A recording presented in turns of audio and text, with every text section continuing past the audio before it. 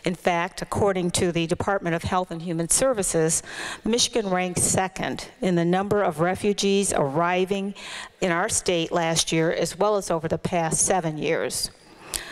Last year alone, almost 2,800 new immigrants arrived in our state. How fortunate for them that there exists an organization like Access ready to welcome them and to assist them with a smooth transition to our country and to our state. And how fortunate for others struggling in our community, whether through job loss, underemployment, medical issues, basic needs, educational needs, that Access is here to help. And we saw that demonstrated in the video just a minute ago.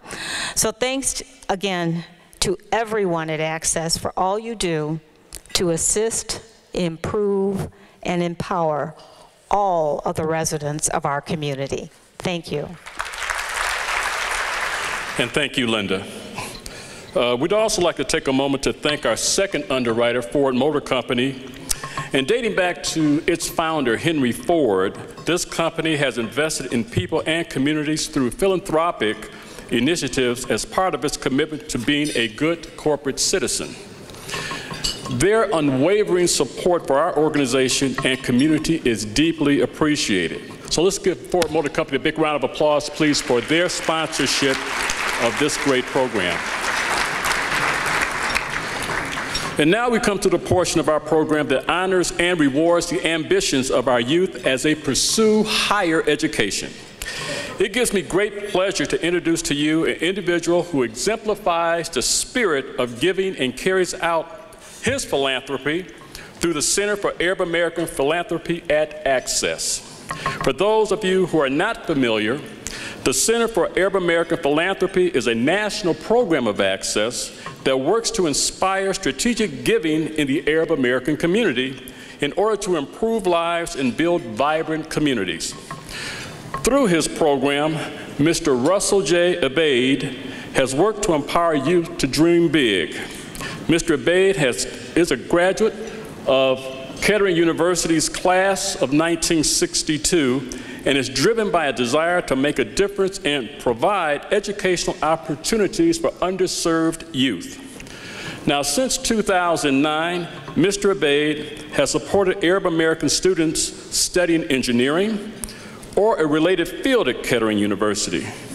Now, last year, Mr. Abaid expanded his scholarships to include other students of color attending Kettering and Lourdes universities.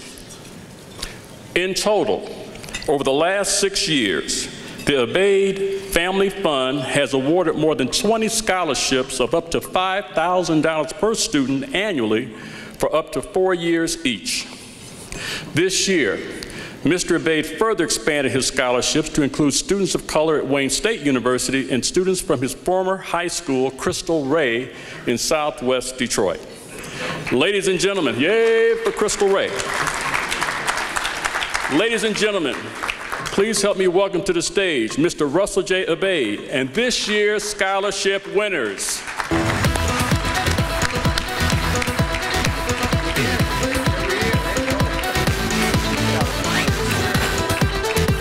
I want the following scholarship winners to come forth, please. Ryan Bookzam, Kettering University, 4th year. Ahmed LYZ, I'm sorry, Kettering University, 4th year. Sally Dagger, Kettering University, 2nd year. Miguel Gomez, Kettering University, 2nd year. Sean McCann, Kettering University, 2nd year. Steve Stanconi, Kettering University, 2nd year. Zumari Barrientos, Lourdes University, 2nd year. Michelle Perez Romo, Lourdes University, 2nd year. Monty Diaz, Wayne State University, 1st year. Deanna Irvin, Kettering University, 1st year. Ricardo Garcia, Kettering University, 1st year.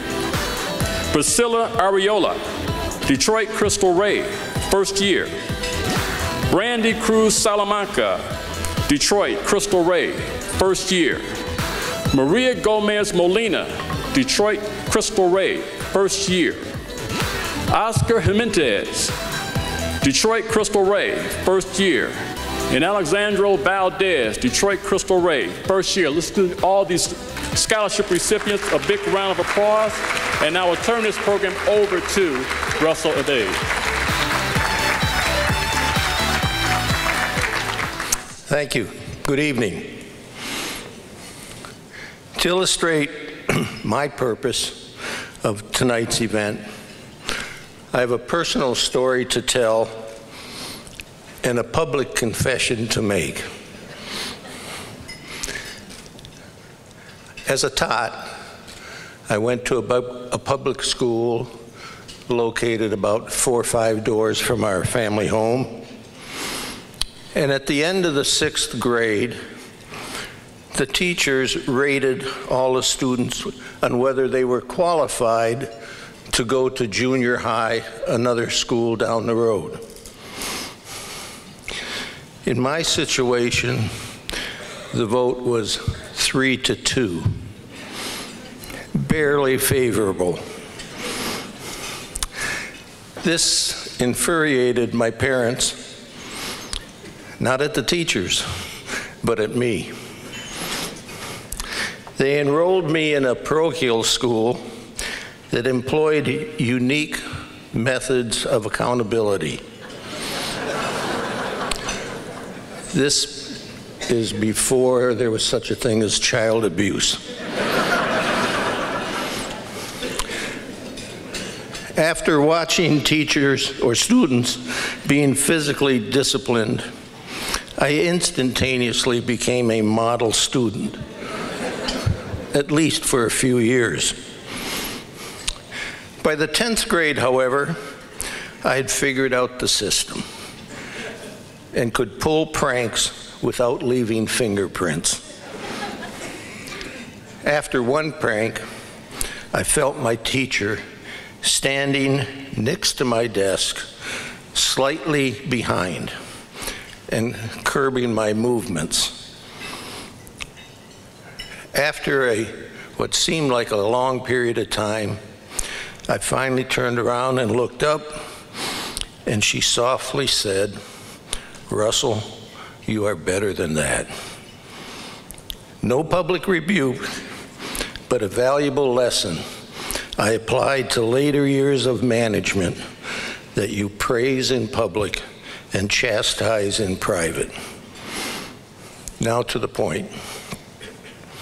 There are only 3 or 4 events that set the course of a person's life for his remaining 60, 70 years of life.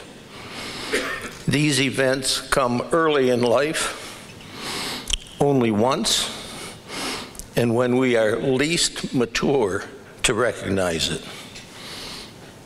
After your parents, it might be a mentor or an educator, then the selection of a lifetime mate, and finally, a career path that showcases your values. Tonight, it's my fervent hope that by making available certain resources at these critical mileposts of a student's life, I can be one of those factors. This year,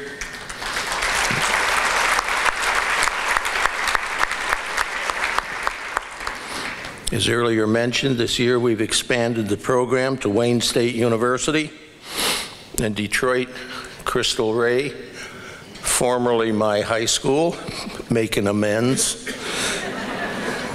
where 84% of its graduates attend college.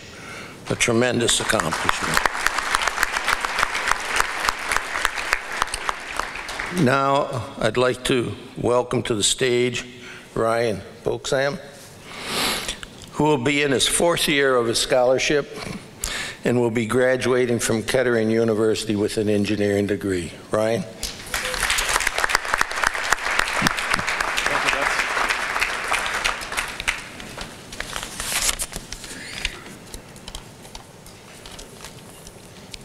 My passion for cars and engineering brought me to Kettering University, and it is to Mr. Rusty Bede that I give my gratitude for supporting me through his scholarship. I hope to do just the same by investing in others as he has in my future. I am extremely grateful to receive this award that has helped and will help many Arab Americans represent the broad field of engineering, which needs more Arab American representation. I would also like to thank my family for their guidance and support. Immigrating to the U.S. from Lebanon with empty pockets, they proved to me that hard work and a loving family that sticks together can come a long way. Thank you, Access, for all you've done for the community, and have a good night, everyone. Please turn your attention to the screens for a brief video about our first awardee.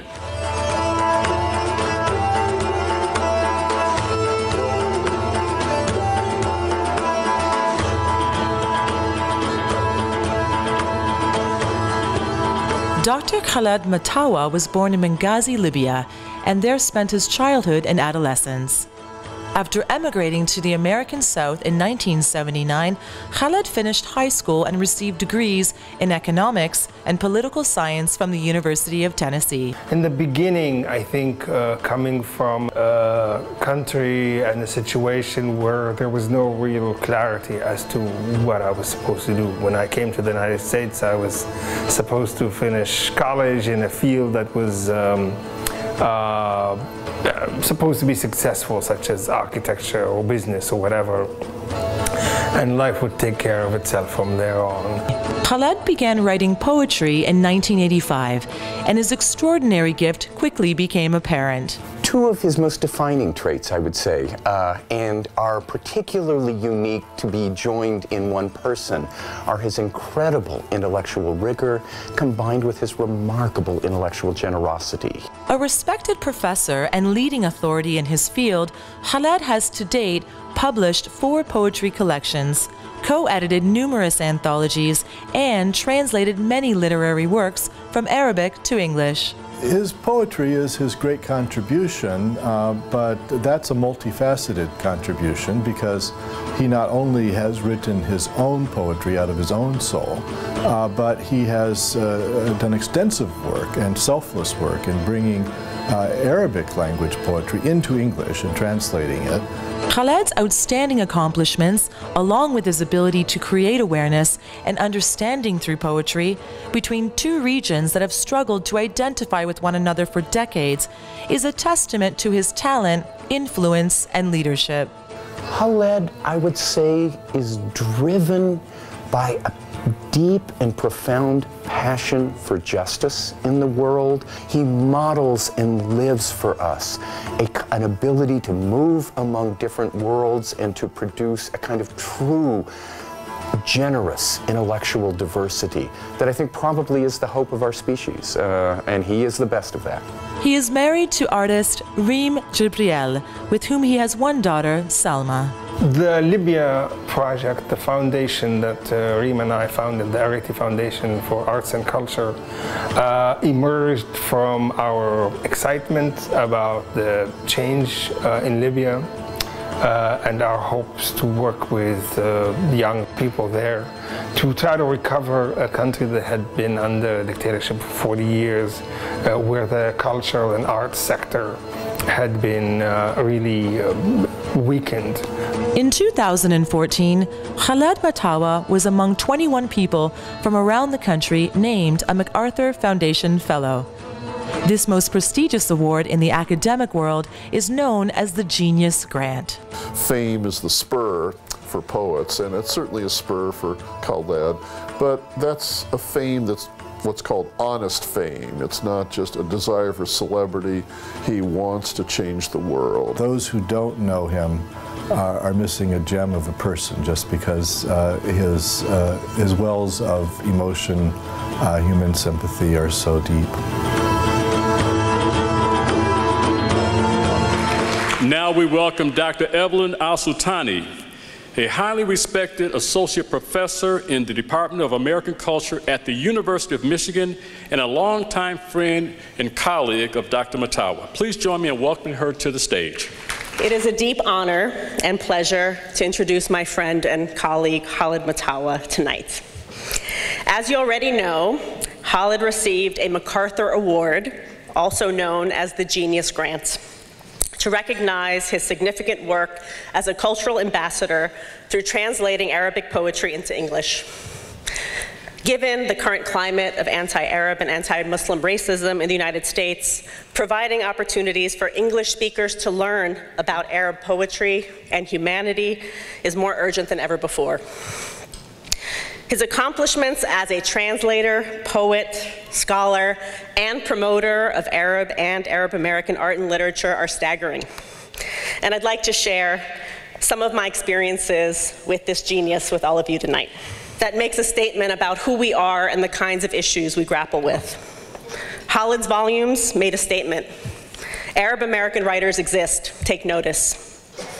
It was thrilling to meet someone who had made such an impact in the field, but it was even more gratifying to meet someone who was and is an incredibly warm and kind person with a sharp intellect and wit. Since that dinner 11 years ago, Khalid and I have worked together on several occasions. Khalid was elected to be the president of RAWI, the Radius of Arab American Writers Incorporated, not once, but twice. At RAWI's conferences, I got to see him in action, bringing together both accomplished and aspiring writers to learn from each other and build a community. It was Khalid who came up with the brilliant title for one of the conferences, Writing While Arab. It was the perfect phrase to capture the post-9/11 environment of surveillance. Under Khalid's leadership, RAWI grew as an organization and as a place for writers to meet, network, and get support. Over the years, Khalid and I became not just colleagues, but friends. And he comes through when I need him. I often find myself at meetings with faculty and administrators at the University of Michigan about diversity or about Arab American student life, where I'm the only Arab American in the room. Khalid has dragged himself to meetings he didn't have to attend so that I wouldn't have to be the only Arab American in the room. He has my back, that's a friend. There are many stories I could tell to illustrate why I value his friendship or about his incredible sense of humor, but in the interest of time, I'll share just one. Now, I know that what I'm about to say is completely unremarkable when there are so many Arabs in the room, but I'm going to say it anyway because it's true. Khalid and his wife Reem are known for their hospitality.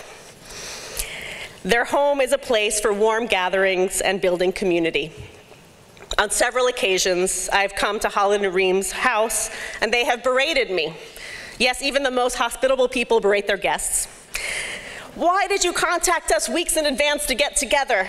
Why don't you just stop by? This is so American of you. A few months ago, I didn't want to be berated, so I decided to do it differently.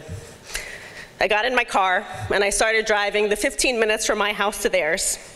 And as I drove, I called them to see if they were home and if it was okay for me to stop by. Khalid answered the phone. He said, yes, of course, come over. But when I arrived, they started berating me again. We told you not to bother calling, just come over. This is so American. I tried to defend myself. I said, I didn't call 3 weeks in advance. I called while on the way over here. Khalid replied, you're right, that is better. That's so Arab American of you. We had such a good laugh. So if you are worried about being the only Arab American at an important meeting, you can count on Khalid to keep you company. And if you want to feel like you have family in Ann Arbor, stop by Khalid and Reem's house, but don't call too far in advance. I am delighted to present my friend, Khalid Matawa, with the Arab American of the Year Award.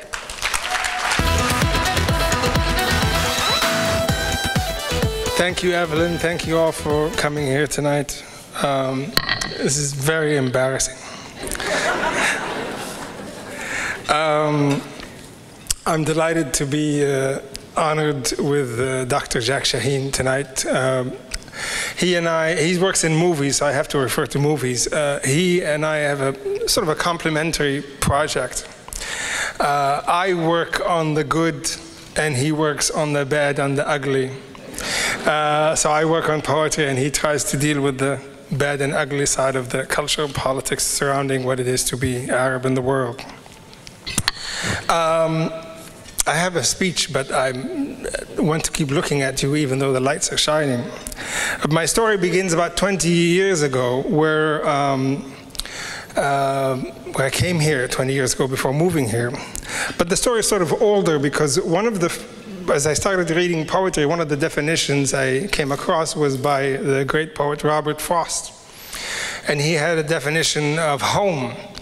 Home is the place where they do not ask why you've come. Home is the place where do they not ask why you've come.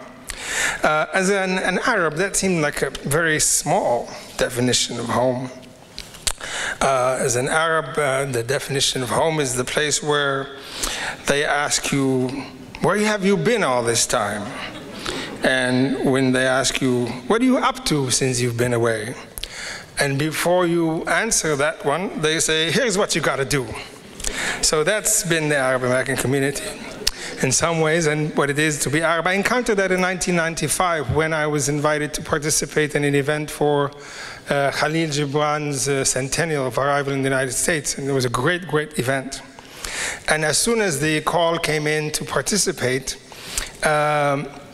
I'd been living on the Robert Frost definition of home, which is you move from one state to another, nobody asks why you've come, and you settle in, and that's it.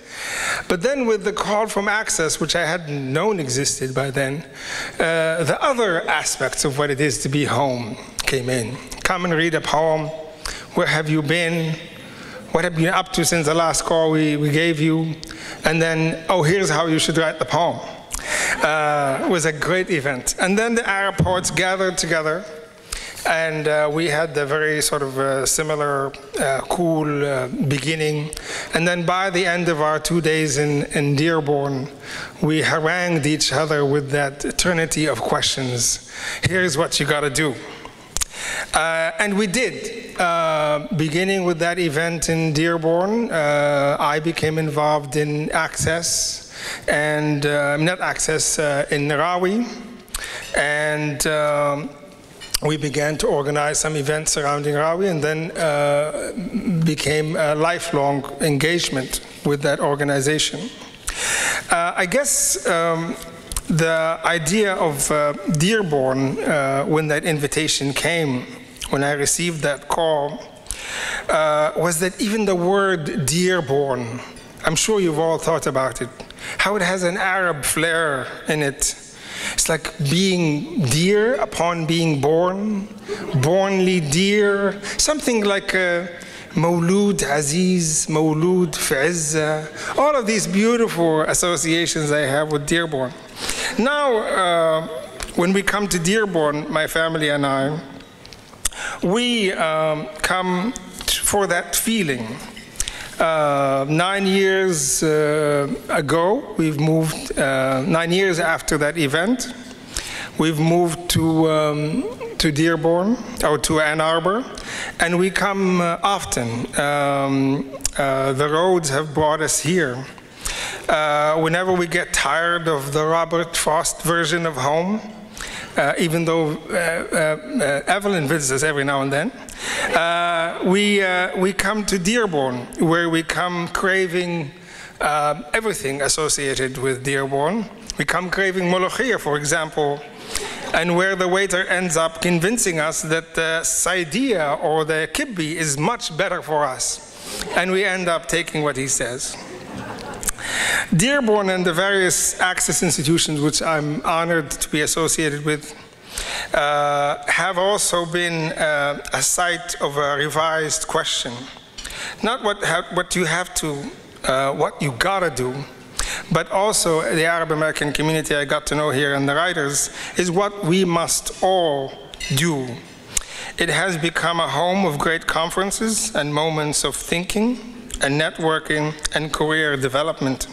The challenge has been and will remain how to transform the humane values of our households, such as generosity and commitment to family, to tolerance and solidarity with the downtrodden, which I'm honored that Access keeps doing better than anyone, and how to move from being protective of what we have achieved to advocating and creating opportunities for others, which is I'm delighted to see Mr. Abeid doing.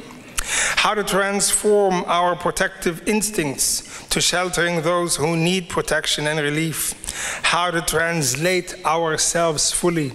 And as a translator, I see our community and I feel that we haven't translated ourselves fully. We are more than what appears to be, and we know it within ourselves. Without these institutions that are surrounding us and the efforts to widen our circle of care, we shrink. We know that. And I'll say also that none of these transformations are possible without fostering the imaginative capacities of our youth, encouraging them into the arts, and supporting our cultural activists. They are the ones who envision the future for us, for our values, because the message of art is never limited to one community. The message of art is universal, and only through such dedication and broad embracing of others can we find and create home. I want to thank Evelyn again, who's been a great friend and colleague. And I want to thank my friends at Access for doing such a great job. But I want to especially thank my wife, Reem Jibril, whom, as you've seen,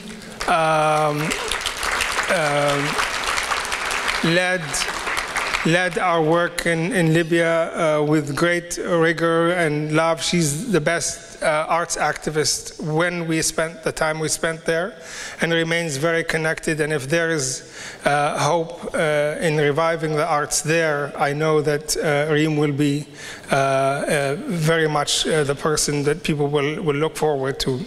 And I thank her for being my wife and for bearing with me all this time. She's the one with me at home all the time, more than Robert Frost. So thank you all very much. Appreciate it.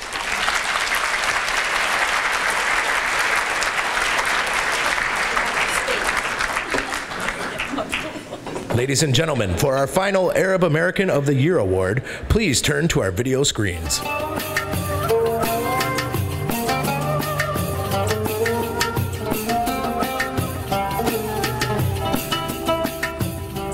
Born to Lebanese immigrants in the close-knit manufacturing town of Clairton, Pennsylvania, Dr. Jack Shaheen today is an immensely influential scholar, activist, and archivist whose career has spanned 6 decades. Everybody knows who Jack Shaheen is. He really is the most important personality in the Arab American community that dealt with pushing against stereotypes against Arabs and Muslims in the media and in films in general. With all his accomplishment, he's the most humble person you will meet. And I think that comes from his upbringing. Jack is commonly known as the leading voice for dispelling anti-Arab stereotypes. As a result of his exceptional reputation as a highly regarded mass communications expert, accomplished author, and compassionate philanthropist, his life's work has immensely changed the face of Arabs in American mainstream media and entertainment.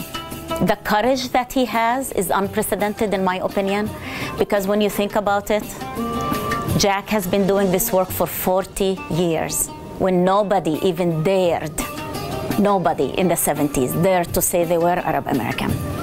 Jack did that. Jack is an ambassador of fairness and truth. With that, he is honored to be a Man of the Year but I feel he should be honored as a giant of a century. After receiving his degree from Carnegie Mellon University in Pittsburgh, Jack enlisted and traveled the world with the U.S. Army.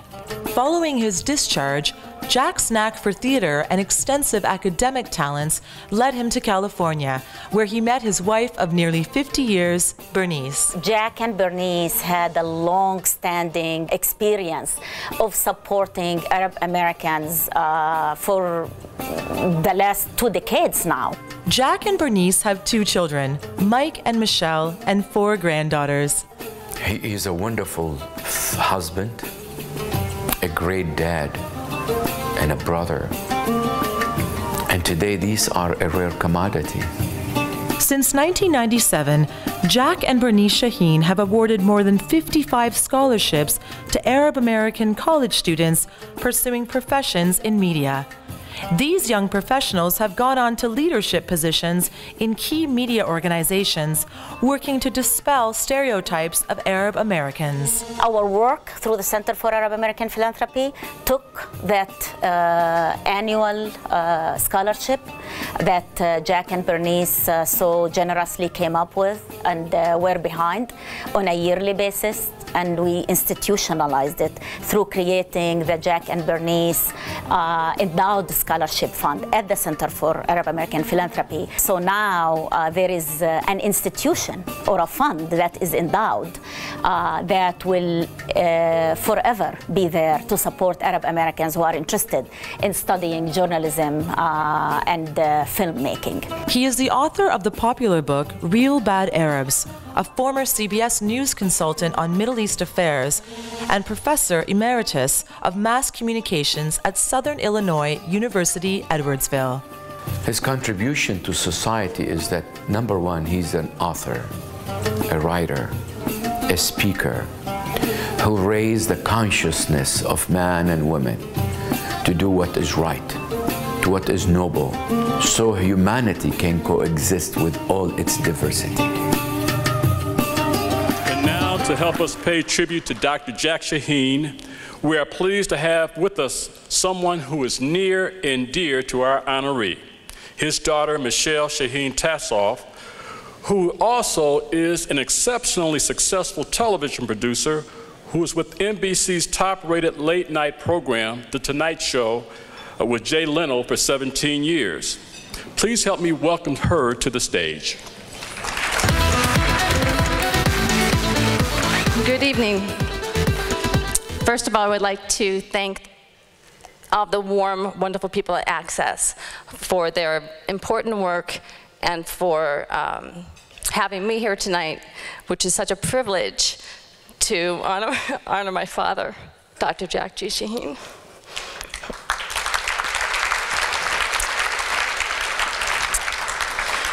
Dad has worked tirelessly for 40+ years. In combating and trying to eradicate the negative Arab stereotype in American popular culture. I've watched him since the time I was a little girl walk a very long and difficult path and ultimately rewarding journey in exposing the damaging and lasting effect of those harmful images, and trying to bring about change, fairness, balance, positive, real Arab portrayals in American film, television, and media. You know my father's work, yet you may not know much about my father's journey, although you got a taste of it just now in the video.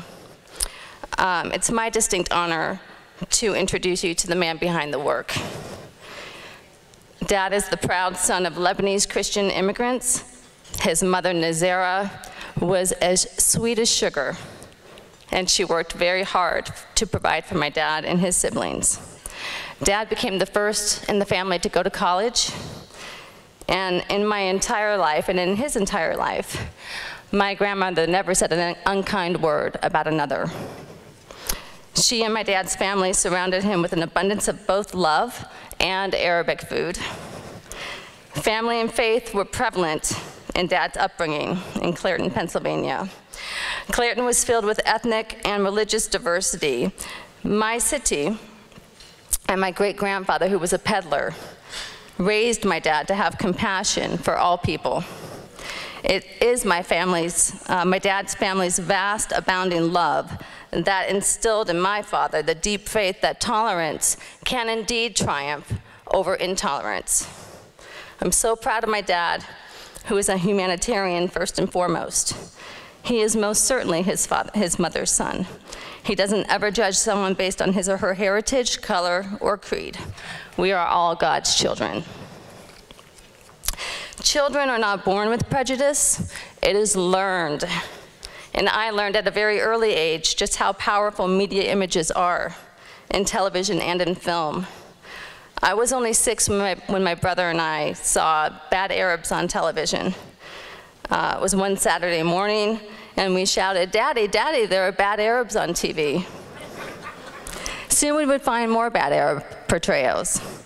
And that is a big reason why Dad decided to take this long, lonely journey in documenting, archiving, and combating Arab and Muslim stereotypes in spite of countless deaf ears, blockades, and shut doors.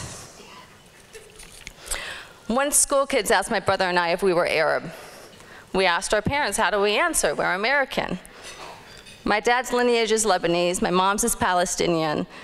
My brother decided he'd say, we're Lebastinian.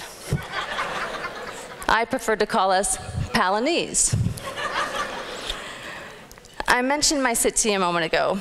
My mom's been a huge rock for my dad, his sturdy, solid, loving anchor.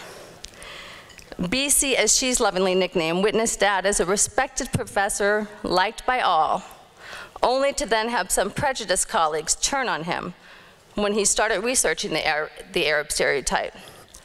They labeled him the Arab professor, as if it was a 4-letter dirty word.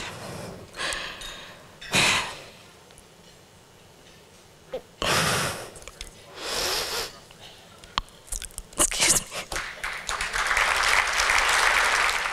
Not the same Jack they knew. The smiling, jovial professor who was quick to tell a joke and whom his students loved. My mom watched my father pore over his work year after year, hour after hour in his study, only to see him receive rejection letter after rejection letter. She stood by him through thick and thin, encouraging him every step of the way. My father pushed through and diligently kept his focus, understanding there was a great injustice being done with the wrongful portrayal of Arabs in the media, and that it had to be stopped. 40+ years later, after hundreds of publications, including his internationally acclaimed published books, thousands of films and television shows documented, hundreds of items archived, now proudly at the Jack G. Shaheen Archive at New York University, he has made huge progress in uncovering, exposing, and eradicating the harmful, unjust Arab stereotype and bringing about awareness and change. His lifelong efforts are not in vain. The scholarship fund that he and my mom established is thriving. George Clooney once called my dad to ask him to consult on a film, Syriana, and subsequent films. And it wasn't just the fact that it was George Clooney calling the house. It was the purpose behind the call. He said, Jack, let's get this right. It's important that we get this right. Is it any wonder that the Hollywood Bachelor is now married to a Lebanese?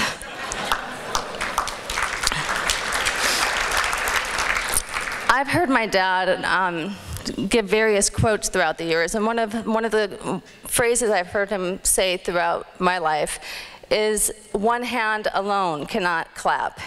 It's an Arab proverb I'm sure you all know very well. I've always interpreted the proverb meaning one cannot do it alone. One hand alone cannot clap. Yet one hand alone can raise up, wave a flag saying that there is an injustice being done, with a constant barrage of negative Arab stereotypes. One hand alone can put pen to paper and write hundreds of articles, letters to editors, publishing numerous books, documenting those injustices, and bringing about international awareness to what exactly those injustices are, and repeatedly saying it must be stopped. One hand alone can extend its hand to grasp another's, no matter what the race, gender, creed, and ask its Jewish, Black, Asian, Hispanic, and every other minority that has been unjustly stereotyped to empathize and to take such hand and come together to shatter all stereotypes, including the Arab stereotype. One hand alone, however, cannot clap. So I ask all of you here tonight to put your hands together and clap for my father and for your advocate, for his lifelong commitment to bringing awareness to the stereotype. Please put your hands together for my father, Jack G. Shaheen. Thank you.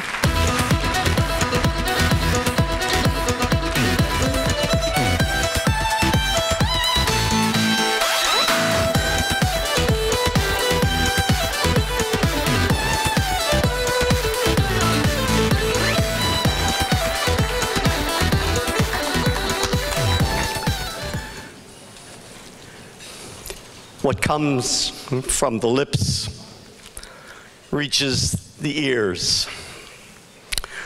What comes from the heart reaches the heart. I am so humbled and so grateful for this award this evening, for the eloquent words from my daughter, to be in the company of Khaled, for my friends at Access, my dear, dear friends at Access who always stood by me. Maha and Anand cornered me one day at the American Arab Anti-Discrimination Committee and said, "What are you doing about your legacy?" "You've got to have your legacy, Jack." And nobody that I know could ever say no to those two women. So we have the scholarships with Access. But as a writer, Khaled, I'm going to talk about things that are good tonight. Writers love to tell stories. So sit back and relax. We're going to hear some stories.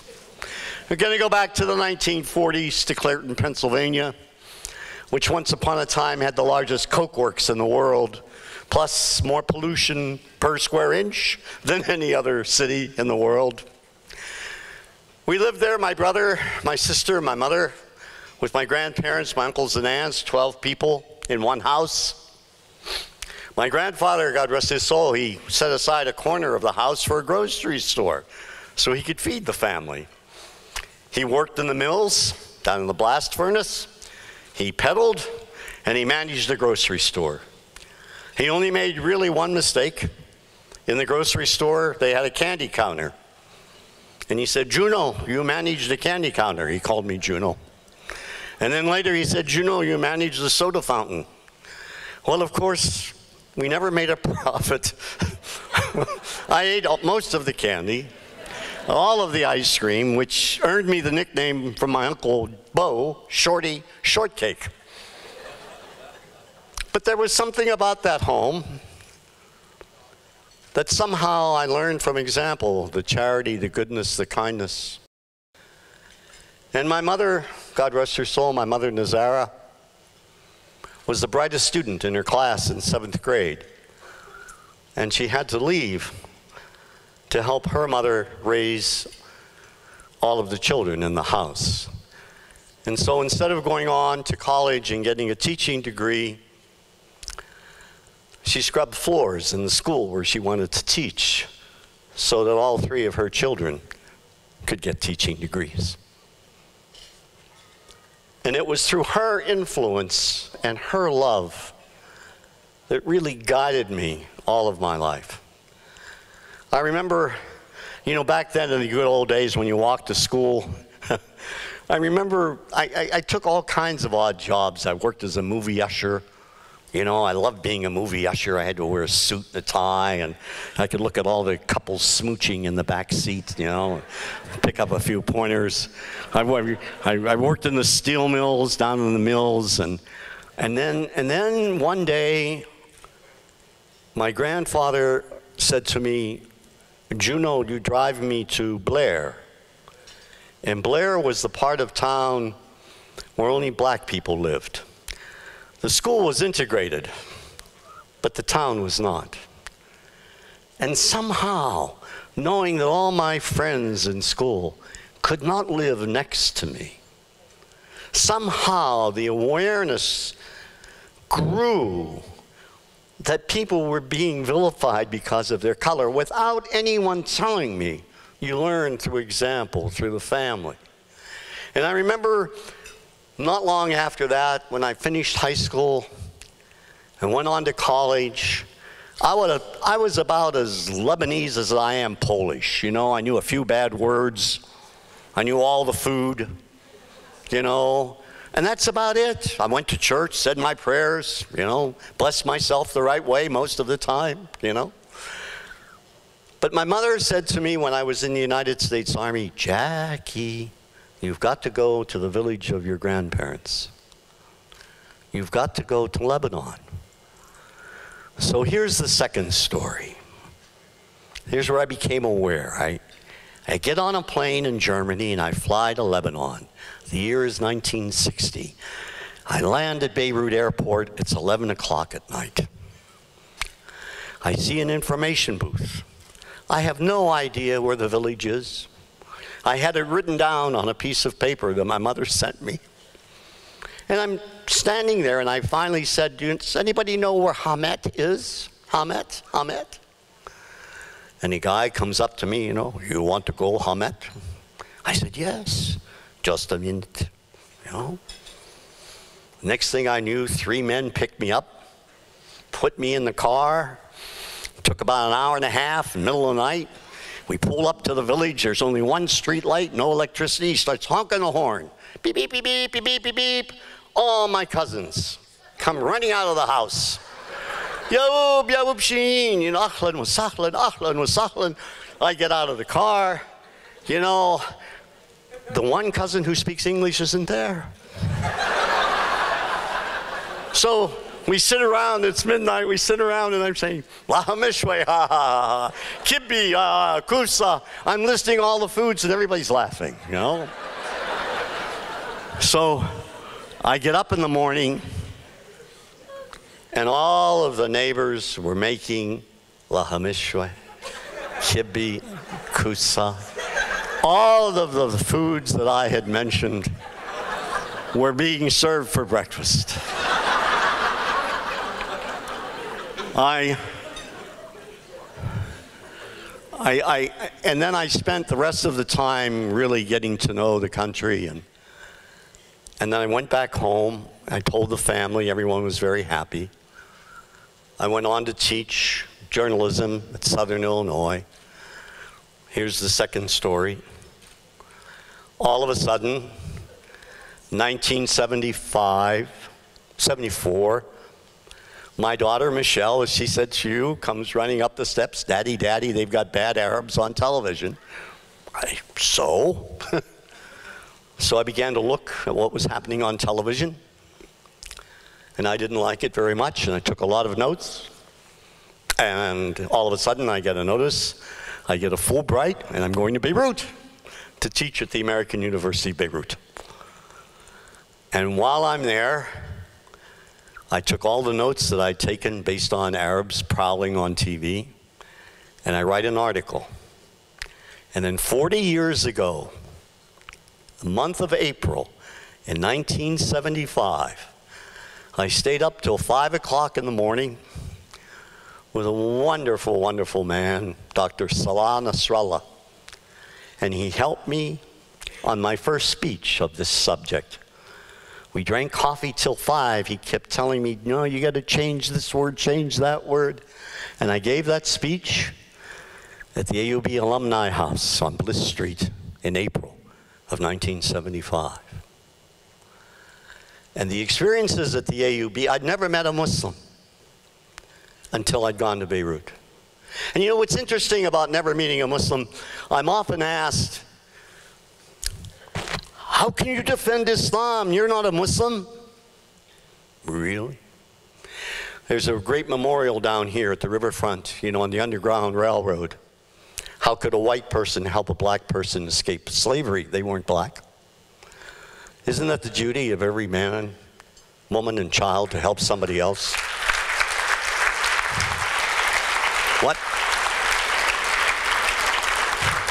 What value, what good are we if we only defend fellow Christians or fellow Jews or fellow Muslims? There is a parable of the Good Samaritan, is there not, that teaches us this lesson. But somehow we only think of it when we hear a sermon. But that particular parable and the love and the guidance of my family and from my mother, I think kept me going. And of course at the time, and here's chapter 3, in the end, I think, my wife Bernice comes along and she holds my hand.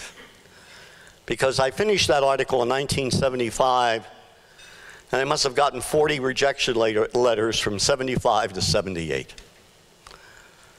And the best one of all, I have to tell you, was from Harriet Van Horn, the editor of Television Quarterly. Dear Professor Shaheen, we have read your article. It's excellent. I'm sorry it's so well written we cannot publish it. I kid you not.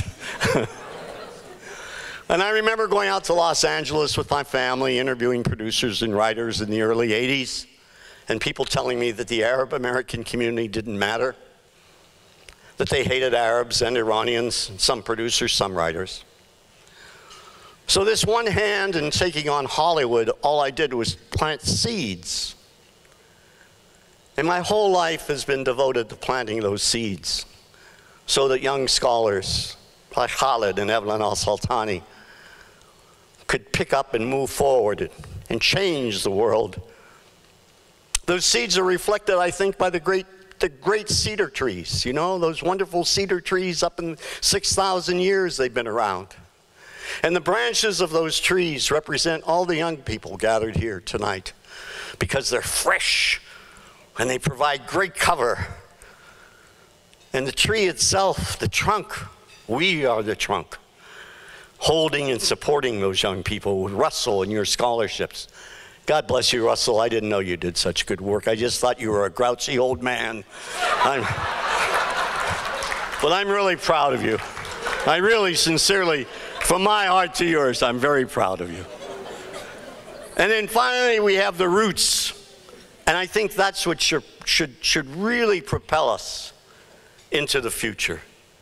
The roots are those pioneers who came here from the old country, and who cared about us and nurtured us and enabled us to come to a dinner like this, that enabled access to grow, that enabled professional men and women in our community to do great things, to enable us to be more tolerant and understanding the plight of others and to reach out and to help them. Robert Kennedy talks about sending ripples of hope. If you send a ripple of hope through your actions, those ripples become a current, turns into a stream, an ocean. And in order to do that, we have to do what Dr. King always said. Dr. King, God rest his soul, Martin Luther King Jr., he's in jail in Birmingham, and he had this to say.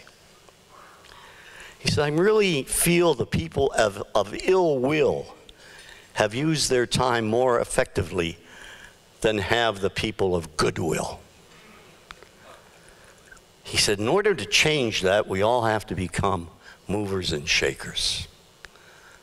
So ladies and gentlemen, I'm not that good on the dance floor, but I leave you tonight with asking you from my heart to yours, let's become movers and shakers and change the way people, particularly the media, look at us by being who we are and reflecting who we are and living up to what really matters in life, right? To be kind to others, to be gracious, to be charitable, and to help others in need, no matter where they're from, today, tomorrow, in the memory of those who gave us so very much. And God bless you, and thank you very much.